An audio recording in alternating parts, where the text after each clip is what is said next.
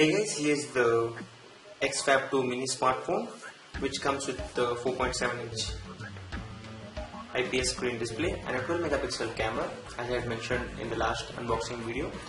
This looks like a very decent device for the price which you pay for the same. Let us just boot this up for the first time and check out what all comes in the device. So here the device is booting up for the first time and here's the custom logo of the company.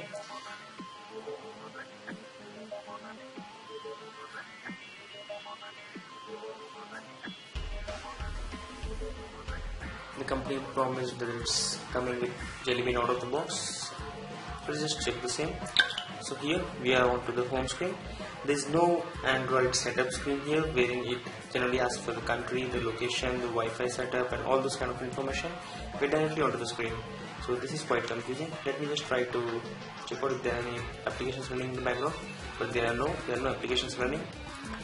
Let us directly go to the settings first and check out the current OS version.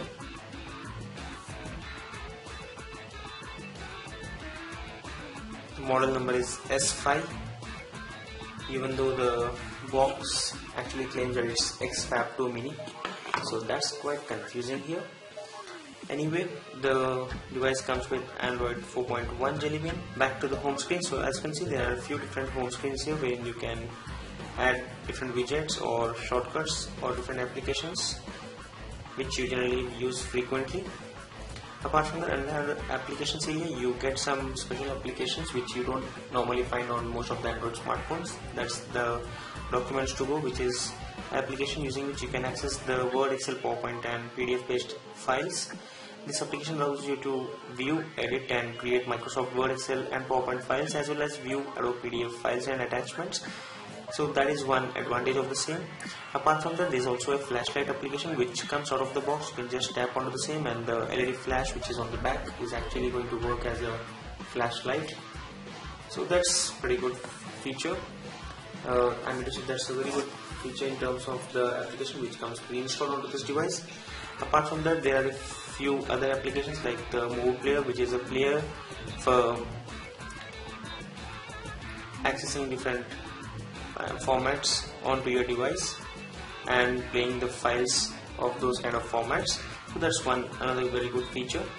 Apart from that, the device comes with the normal Google based applications like the Google Talk, Play, Android Market, which is the Android Market, the Google Maps application, the search, latitude, local, music, calendar and all of these. Let's just check out in the gallery if there is something preloaded. So generally it's totally empty here, as you can see. Probably let us just check out the camera here and see how the camera actually is. So this is what you see is the 2 megapixel camera. What you see right now here is the 2 megapixel camera. That's the front camera. You can even zoom onto the same and check out the preview here. Let me just switch to the back camera, which is a 12 megapixel camera, and capture a picture and check out how the actual output is. So because that is more important here. So I have a Galaxy camera in background which is going to be captured here. So the capture has been done, as you can see here. Let me try to zoom onto the same and check out the preview. So this is the output from the 12 megapixel sensor of this camera, and the output is very good. As you can see, it's quite amazing. The output is in fact very good considering this is a 12 megapixel camera. So you can bet onto this smartphone in case if you're trying to buy this for the sake of the camera at least. So that's one very good feature. Apart from that, let me just connect to the Wi-Fi and then try to connect to the browser and then try to browse the web and check out how the actual browsing is onto the smartphone. So as you can see on the top notifications bar, you get a few shortcuts here using which you can directly move around to different enable or disable few settings or options like you can enable disable Wi-Fi, Bluetooth, GPS, data connectivity, that's 2G or 3G, set up on or off for the airplane mode, and you can also change the brightness here of the device, timeout, that's the screen timeout, and auto rotation. So this is all which you can do here. You can go to the settings and enable the Wi-Fi first. Let's connect to the Wi-Fi here. We are ready to go. Let me just run the browser here, and let us just check out what actually loads up here by default. So as you can see, there are a few shortcuts to different websites. That's Baidu, Sohu, Sina, How, 123, Yahoo. So most of these are the Chinese based websites which come as a shortcut onto the home screen. Let us just access CNN.com and see the loading speed and also the flow of content onto the browser. So touch is pretty good compared to, is as good as the Micromax A116, that's a Canvas HD smartphone. Let me just go to the landscape mode and check out the same. So here it's pretty decent enough. Let me run the full version of the website and then check out, that's disabling the mobile version, and then check out if the content is perfectly rendering onto the screen. So yes, it's perfectly loading up here. The same should be applicable for the landscape mode, and yes, as you can see here, it's perfectly loading up. So the browsing part is pretty good. Now let us just go to the YouTube application and check out how the sound output is, and also check out the viewing angles. So as you can see, there is no YouTube application which comes onto this device out of the box, so probably we need to go to the web version for the same. So this video is actually available. Let me just try to play it in the full screen.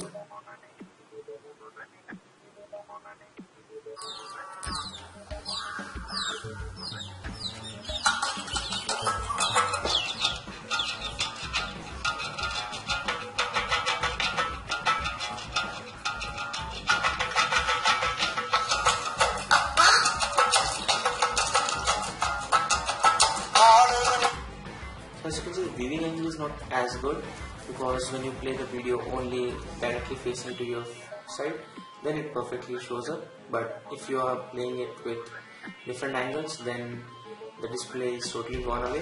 While the sound output is pretty good enough, so that could be one good advantage. But considering the other thing, that is the viewing angle, it's not as good. So you need to always keep the video, that's the front part of this display, only facing towards you, and you cannot watch videos while with your friends generally. So that's one negative point aspect on this device.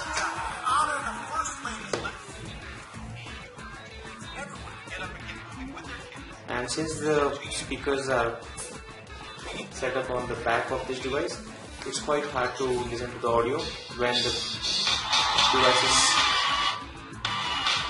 placed onto the table, but when you hold it, the output is very high. So that's the video output and the video playback on the XFAB 2 Mini, and this was the overall review and giving you a features demo of the XFAB 2 Mini smartphone.